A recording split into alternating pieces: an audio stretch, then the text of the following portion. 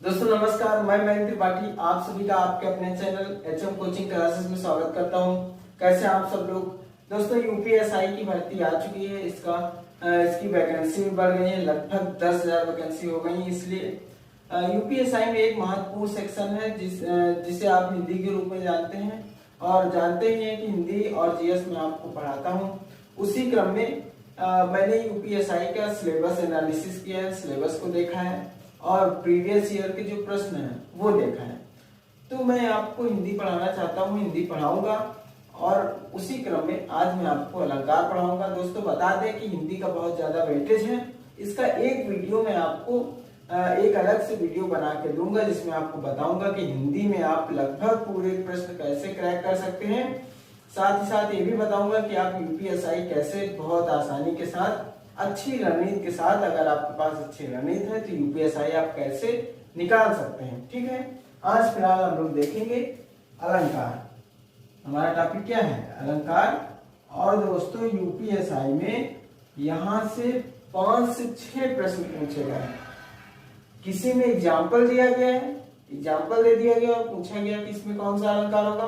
किसी में अलंकार की परिभाषा पूछी गई है कि जहां पे किसी वर्ण की आवृत्ति होती है वहां पे कौन सा अलंकार होता है, जहां पे किसी शब्द के कई अर्थ होते हैं वहां पे कौन सा अलंकार होता है। इस तरीके से जहां पे किसी बात को बढ़ा चढ़ा के बताया जाता है वहां पे कौन सा अलंकार होता है। इस तरीके से प्रश्न पूछने का ढंग अलग अलग रहा है। दोस्तों उदाहरण पूछा गया, उसमें अंडरलाइन कर दिया गया और पूछा गया कि यहाँ पे कौन सा अलंकार है। तो अलंकार अगर आप अच्छे समझ लेते हैं, मैं आपको और बता दूं ट्रेंडिंग में अलंकार से नए नए तरीके से प्रश्न आने लगे हैं इस समय। पहले क्या होता था, साधारण प्रश्न पूछे जाते थे, जैसे अनुप्रास अलंकार से सिर्फ यही पूछा जाता था कि अनुप्रास अलंकार जहाँ पे वर्णों की आवृत्ति होती है उससे कौन सा अलंकार कहते हैं, आप कहेंगे अनुप्रास अलंकार। लेकिन आजकल क्या हो रहा है, आपने यूपी की अगर युवा विकास अधिकारी की परीक्षा दी होगी या लोअर बीसीएस की परीक्षा दी होगी या यूपीएसआई 2017 की परीक्षा दी होगी। यूपीएसआई 2017 का मैं एक किताब खरीद के लाया हूँ जहाँ पे 2017 के जितने भी पेपर हुए हैं, ऑनलाइन परीक्षा हुई है, उसका प्रीवियस ईयर दे रखा है। मैंने उसको एनालिसिस किया, उसमें देखा है तमाम चीजें। तो अलंकार पाया है कि 5-6 प्रश्न आ रहे हैं, वो भी नए तरीके से। आप मान सकते हैं कि अनुप्रास अलंकार के जो भाग हैं, अनुप्रास अलंकार के 5 भाग होते हैं। छेका अनुप्रास होता है, वृत्यानुप्रास होता है, लाटा अनुप्रास होता है, अंत्यानुप्रास होता है और सूत्रानुप्रास होता है। तो ये 5 भाग होते हैं। यहाँ से बार बार प्रश्न पूछा है। तो आप यकीन मानिए कि अभी तक आप जो मोटे तौर पर अलंकार पढ़ते थे उसके साथ आपको अलंकार के कई प्रकार पढ़ने पड़ेंगे। ठीक है, तो ये तो बात हुई कि आपको पढ़ना क्या है अलंकार में। अब देखते हैं अलंकार है क्या। तो अलंकार काव्य की शोभा बढ़ा देता है। काव्य की शोभा बढ़ाने वाले को अलंकार कहते हैं। ठीक है, ये शोभा कैसे बढ़ती है? जब निश्चित स्थान पर अलंकार का प्रयोग होगा तो काव्य की शोभा बढ़ेगी। उदाहरण के तौर पे मैं आपको बताना चाहता हूँ। उदाहरण से पहले मैं आपको बता दूं कि अलंकार 2 प्रकार के होते हैं। एक होता है शब्दालंकार और दूसरा होता है अर्थालंकार। दोस्तों शब्द के माध्यम से जब काव्य की शोभा बढ़ती है तो उसे कहेंगे शब्दालंकार। अर्थ के माध्यम से जहां काव्य की शोभा बढ़ती है वहां पे कहेंगे अर्थालंकार। शब्दालंकार ये आपको मैंने लिख रखा है कि आप 7 भागों में शब्दालंकार को बांट सकते हैं। ठीक, अनुप्रास अलंकार, यमक अलंकार, श्लेष अलंकार, वक्रोक्ति अलंकार, पुनरुक्ति प्रकाश अलंकार, पुनरुक्ति पदाभास अलंकार, विप्सा अलंकार। दोस्तों आप यूपीएसआई की तैयारी कर रहे हैं तो आप यकीन मानिए कि ये सारे अलंकार लगातार 2017 के कई पेपर सेटों में पूछे गए। यहाँ तक कि 2-2, 3-3 प्रश्न शब्दालंकार से आ गए और 2-2, 3-3 प्रश्न अर्थालंकार से आ गए। ठीक है, उन 40 प्रश्नों में कुछ प्रश्न गायब करके ये अलंकार लगातार पूछे गए। इसलिए अलंकार बहुत महत्वपूर्ण टॉपिक हो जाता है हिंदी में। तो मैं बता रहा था कि शब्दालंकार को आप इतने भागों में बांट सकते हैं। दोस्तों अलंकार का कुछ व्यवहारिक रूप मैं आपको समझाना चाहता हूँ। जैसे मान लीजिए अलंकार का आपको मैंने बताया कि काव्य की जो शोभा बढ़ाते हैं उसे अलंकार कहते हैं।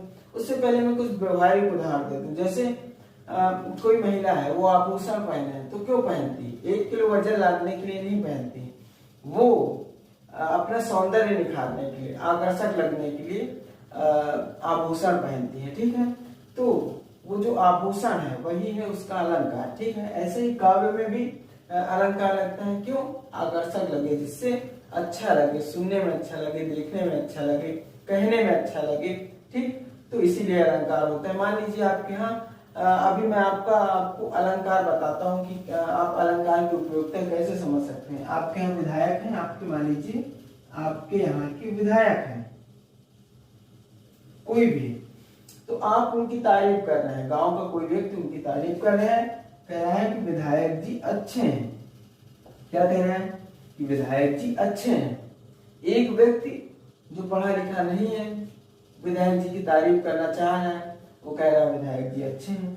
दूसरा व्यक्ति जो अलंकार के बारे में थोड़ा बहुत जानता है, वो कहता है विधायक जी देवता समान है, देवता समान है। ठीक है, इससे क्या हो? विधायक जी खुश हो जाए, उसके विधायक जी के जो आसपास लोग रहते हैं, कि विधायक जी के जो संरक्षण में रहते हैं लोग, वो खुश हो जाएंगे तो उसका भी बेनिफिट हो जाएगा। तो क्या कहेगा? विधायक जी देवता समान है। ठीक, लेकिन जब आपकी बारी आएगी, आप यूपीएसआई की तैयारी कर रहे हैं, आपको अलंकार बहुत अच्छे समझ आ रहे हैं, ठीक है, तो आप क्या कहेंगे? विधायक जी देवता ही हैं। क्या कहेंगे? विधायक जी देवता ही हैं, समान भी काट देंगे। देखिए यहाँ पे क्या हुआ, यहाँ पे कहा गया है विधायक जी अच्छे हैं। ठीक है, बहुत बढ़िया। विधायक जी देवता समान है, तो यहाँ पे तुलना कर दी गई है। किससे की गई है? देवता से तुलना कर दी गई, इसलिए यहाँ पे कौन सा अलंकार हो जाएगा? उपमा अलंकार हो जाएगा।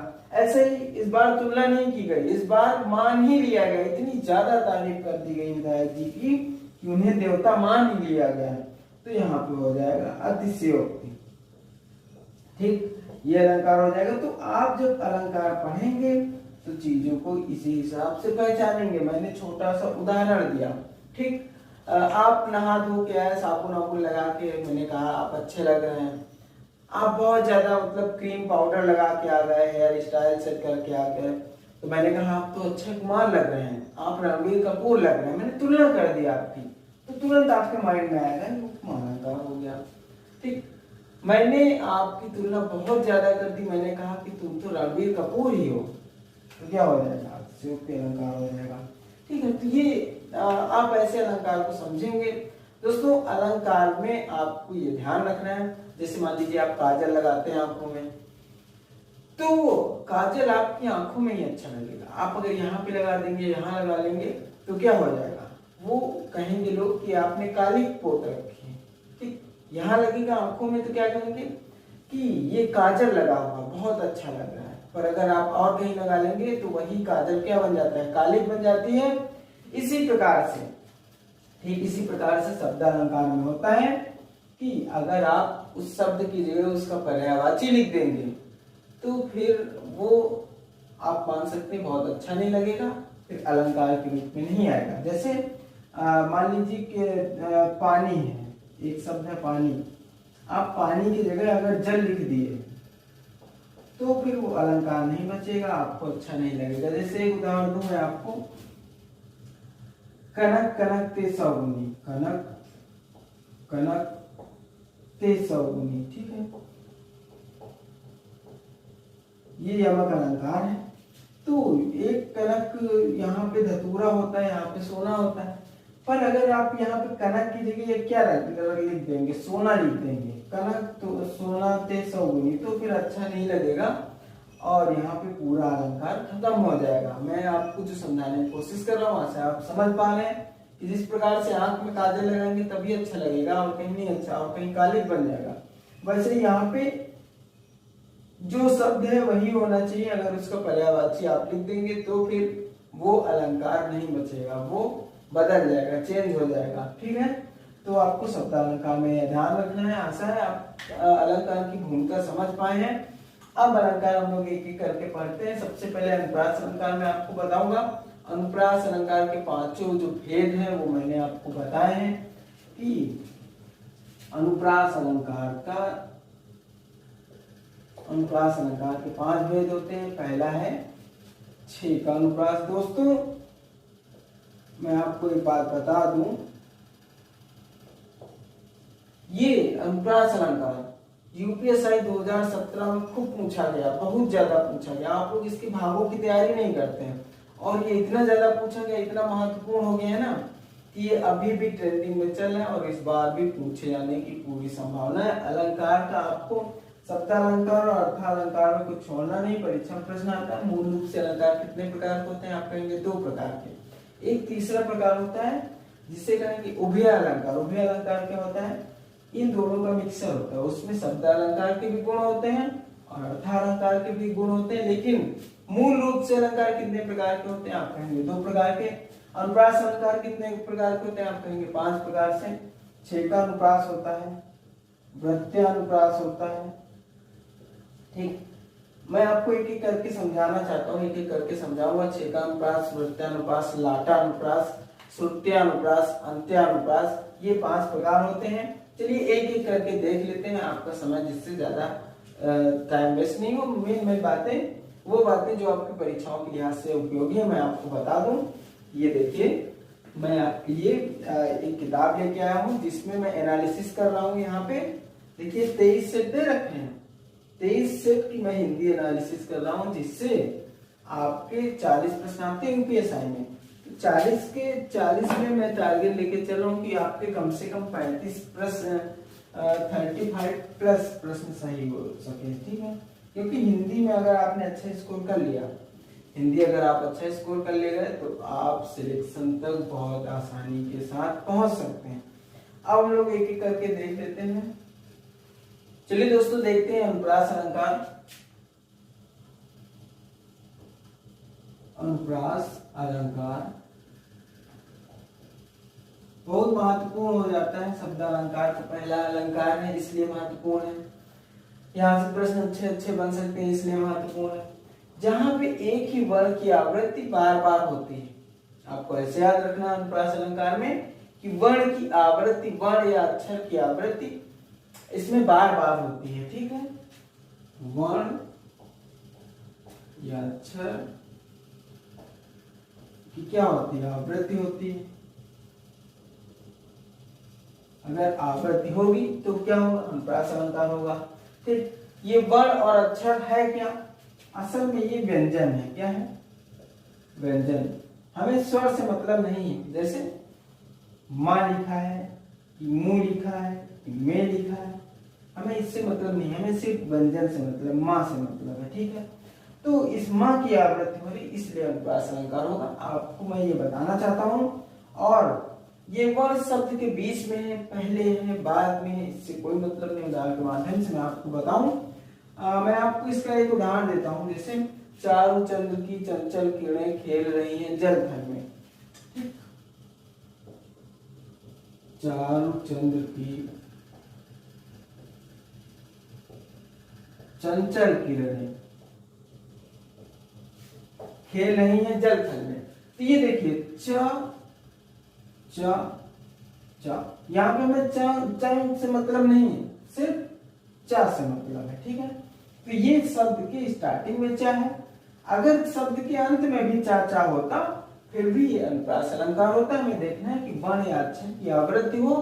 ठीक, हमें सिर्फ व्यंजन से मतलब है, इसके साथ अगर ये ऊ लगा हो कोई मतलब नहीं, हमें नहीं देखना, हमें सिर्फ व्यंजन देखना है। ठीक है, ऐसे ही एक उदाहरण मैं आपको और दे देता हूँ। रघुपति, रघुपति राघव राजा राम, रघुपति राघव राजा राम। तो यहाँ पे आप देख रहे हैं रा, ये देखिए रा रा रा, तो ये रा वर्ण की आवृत्ति बार बार हो रही है इसलिए यहाँ पे अनुप्रास अलंकार होगा। आशा है आप चीजें समझ पा रहे हैं। और अनुप्रास अलंकार ये 5 प्रकार का होता है, मैंने बताया। तो उसी क्रम में अब मैं इसको आगे बताऊंगा आपको। चलिए दोस्तों देख लेते हैं अनुप्रास अलंकार के जो भेद हैं। उसमें पहला अलंकार है छेकानुप्रास, दूसरा है वृत्तानुप्रास। इसको क्रम से देखते हैं, दोनों एक जैसे, थोड़ा थोड़ा अंतर है, इसलिए आपको मैंने इसको साथ में लिया है। छेकानुप्रास में क्या है कि वर्ण की आवृत्ति एक बार होगी, क्योंकि यहाँ पे वर्णों की आवृत्ति भी होगी। अनुप्रास अलंकार है, अनुप्रास अलंकार मैंने आपको क्या बताया कि जहां पे वर्णों की आवृत्ति होगी वहां पे क्या होगा, अनुप्रास अलंकार होगा। वर्णों की आवृत्ति किस तरीके से होगी कि उसके टाइप क्या होंगे, वो आप अनुप्रास अलंकार के भागों में देखेंगे। तो अगर किसी वर्ण की आवृत्ति एक बार हो रही तो क्या होगा, छेकानुप्रास होगा। किसी वर्ण की आवृत्ति दो या उससे दो से अधिक बार हो रही तो क्या होगा, वृत्तानुप्रास होगा। चलिए देख लेते हैं। राधा के बर बैन सुनी, चीनी चकित सुनाई। तो यहाँ पे एक वर्ण देखिए, वर्ण है बा, ये वर्ण हो गया। ये कितनी बार इसकी आवृत्ति हुई, एक ही बार तो हुई है। आपको यहाँ पे दो नहीं देखना है कि दो बार बाबा लिखा है ना, आपको ये देखना है कि ये जो बा है इसकी आवृत्ति देखिए एक बार हुई है, आपको ये देखना है। जैसे करुणा, इस करुणा कलित हृदय में अब विकल रागिनी बसती है। देखिए यहाँ पे ये जो शब्द है, माफ करिए, जो वर्ण है का, तो का की आवृत्ति देखिए कितनी बार हुई, एक ही बार हुई। अगर यहाँ पे मैं कुछ और लिख दूं,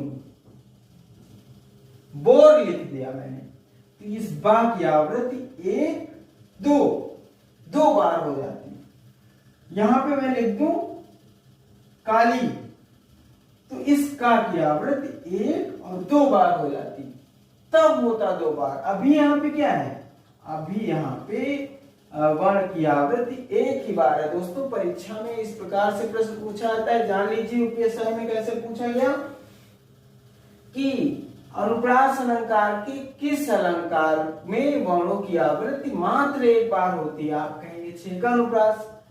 ऐसे उदाहरण दिए गए, राधा के बर बैन सुन, चीनी चकित सुनाई। और यहाँ पे आप एक और देख सकते हैं, देखिए चीनी और चकित, तो यहाँ पे जो च वर्ण है ना, चा की आवृत्ति देखिए एक बार हुई, तो यहाँ पे भी क्या है, छेकानुप्रास है। ठीक है, आप यहाँ पे भी देख लिए, चा की आवृत्ति एक बार हुई। तो यहाँ पे आप देख रहे हैं, तो यहाँ पे ऐसे उदाहरण आएगा, फिर पूछेगा कि निम्नलिखित इस उदाहरण में अनुप्रास अलंकार का कौन सा अलंकार होगा, अनुप्रास अलंकार दे देगा। ठीक है, तो आप कौन सा कहेंगे, छेकानुप्रास कहेंगे। क्यों कहेंगे, क्योंकि वर्ण या अक्षर की आवृत्ति एक बार हुई है। आशा है आपको समझ आ गया होगा। इसके बाद देखेंगे वृत्तानुप्रास अलंकार। यहाँ पे वर्ण या वर्ण की आवृत्ति दो या उससे अधिक एक रहेगा तो छेकानुप्रास रहेगा। तो मिनिमम कंडीशन क्या है कि दो होने चाहिए, वर्ण की आवृत्ति दो बार होनी चाहिए, और उससे अधिक कितनी भी बार हो तो क्या होगा, वृत्तानुप्रास होगा। ठीक है, जिसे मैंने आपको बताया था कि अनुप्रास अलंकार के उदाहरण में कि चार चंद की चंचल किरणें खेल रही है जल थल में। तो ये देखिए चा वर्ण की आवृत्ति, ये जो चा वर्ण है आपका, आप इसको मानेंगे ये चा वर्ण। ठीक, इसके बाद देखिए इसकी आवृत्ति कितनी बार हुई, एक बार, दो बार। ठीक, तो दो बार मिनिमम या उससे अधिक तो क्या होगा, वृत्तानुप्रास होगा। तो यहाँ पे क्या है, ये जो चा है ये बताया गया कि चा है, और उसकी आवृत्ति देखिए दो बार हुई है, तो इसलिए क्या होगा, वृत्तानुप्रास होगा। ऐसे ही तरण तनुजा तर तमाल तरुवर बहुछाए, तो ये जो ता है ना, इस ता, ये देखिए ये जो ता है, इसकी आवृत्ति कितनी बार हुई, एक दो तीन चार बार आवृत्ति हुई है लगातार, इसलिए क्या होगा, वृत्तानुप्रास होगा।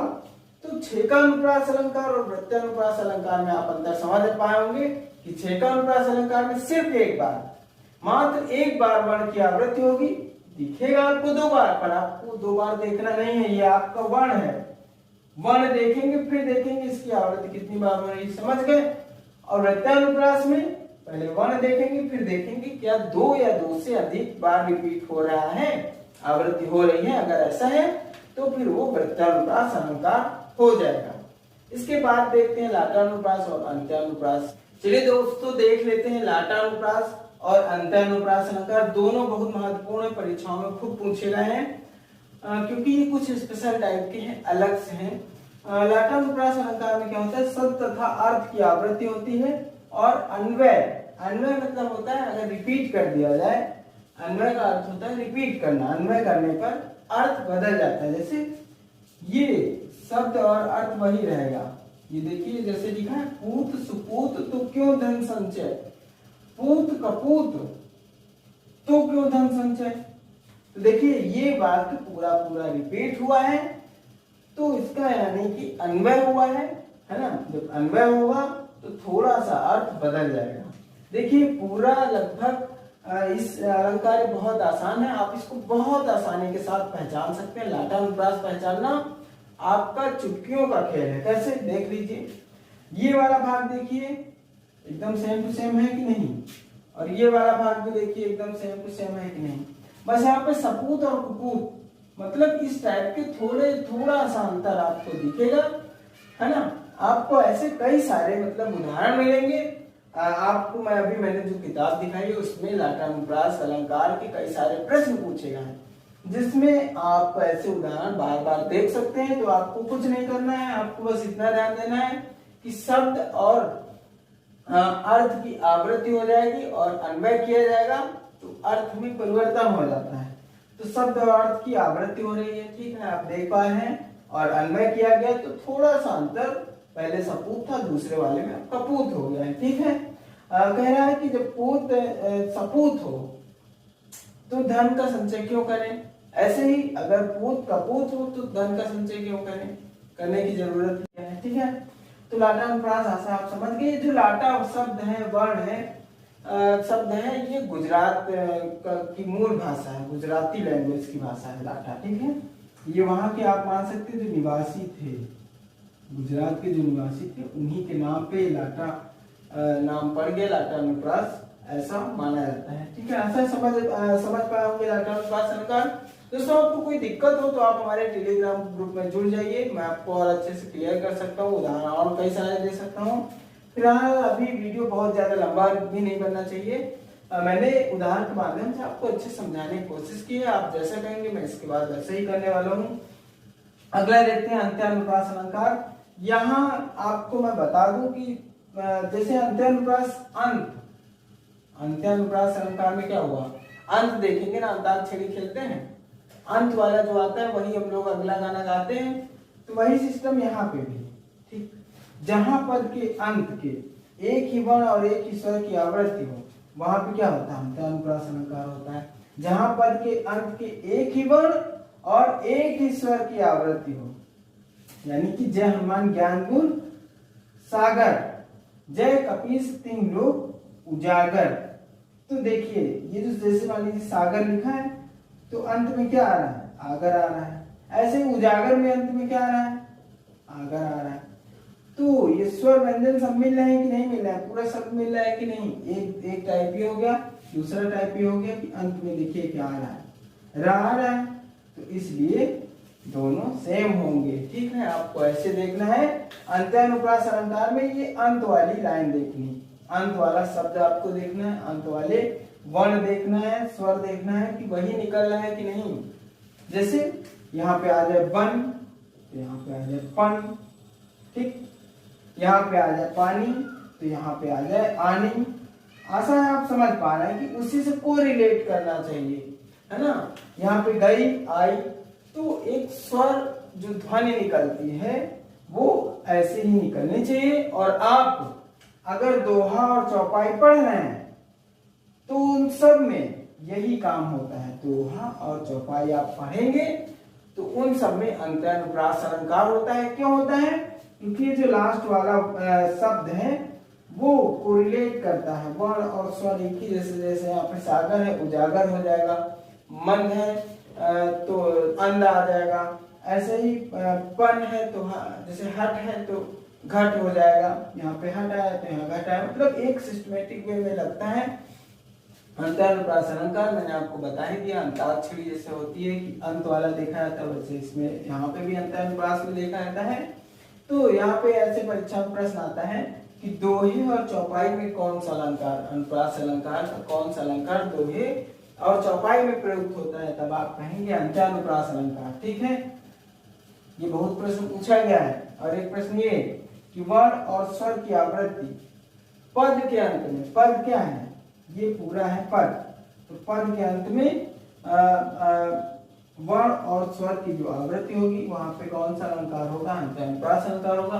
लाटानुप्रास अलंकार आपको बता ही चुके कि अन्वय किया जाएगा, सब तथा की आवृत्ति होगी, पूरा ऐसे ही रहेगा।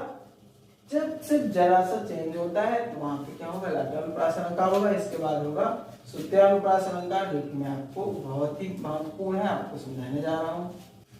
चलिए दोस्तों देख लेते हैं अंतिम प्रकार, पांचवा प्रकार सुत्यानुप्रास अलंकार। अनुप्रास अलंकार का पांचवा प्रकार है सुत्या, मतलब सुनने से तात्पर्य है यहाँ पे। देखिए यहाँ पे जहां कंठ, ताल, मूर्धा, दंती व ओष्ठ आदि एक स्थान से बोले जाने वाले वर्णों की आवृत्ति होती है, वहां सुत्यानुप्रास अलंकार होता है। कंठ से बोलते हैं, ताल से बोलते हैं, मूर्धा से बोलते हैं, ठीक है, ओष्ठ से बोलते हैं। तो जैसे मान लीजिए कोई वाक्य दिया गया, कोई दोहा दिया गया, वाक्य दिया गया, कुछ भी दिया गया, तो उसमें अगर एक ही बोलने वाले स्थान जो है हमारा, एक ही वर्ण की आवृत्ति हो रही है, उसी स्थान से हम लोग लगातार बोल रहे हैं, ठीक, तो फिर क्या होगा, वहां पे सुत्यानुप्रास अलंकार होगा। जैसे मान लीजिए हम ओष्ठ से बोलते हैं, पा फा बा, ठीक है, पा फा बा बोलते हैं ओष्ठ से, तो जो वाक्य होगा उसमें पा फा बा आना चाहिए, ठीक, क्योंकि अब उसमें ये नहीं हो कि दंत से बोलने वाला वर्ण आ जाए, या मूर्धा से बोलने वाला वर्ण आ जाए, तालु से बोलने वाला वर्ण आ जाए, ये नहीं होना चाहिए।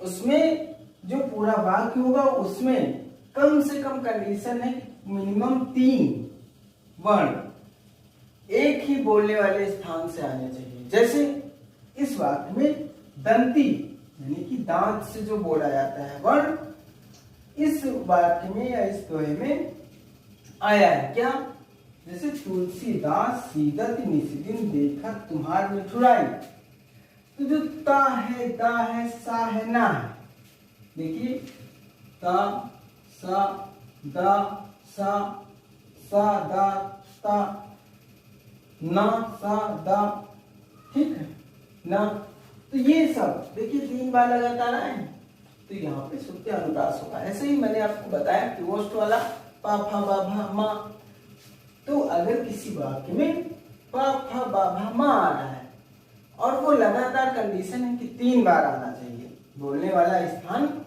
जो भी वर्ण आएगा 3 बार आना चाहिए लगातार, उन शब्दों में लगातार यही आना चाहिए। फिर ये नहीं हो कि ओष्ठ की जगह ताल वाला आ जाए, ये नहीं होना चाहिए, लगातार 3 बार आना चाहिए, तो क्या होगा, सुत्यानुप्रास अलंकार होगा।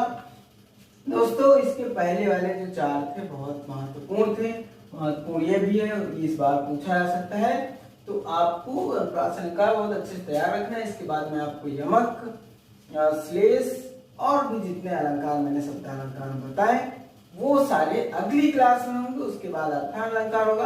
अनुप्रास अलंकार महत्वपूर्ण था, मैंने देखा यहाँ से परीक्षाओं में खूब प्रश्न पूछा गया, तो इसलिए बताना जरूरी था। आपको क्लास कैसे लगी आप में सुझाव देंगे, बताएंगे, और इसमें जो आप सुझाव देंगे यूपीएसआई स्पेशल के लिए, यूपीएसआई स्पेशल में आपको 35+ प्रश्न सही करने हैं, और यहाँ पे लोग सही किए हैं, यहीं से स्कोर बनाए, यहीं से मेरिट में पहुंचे, और सब में तो क्वालिफाई हुए हैं।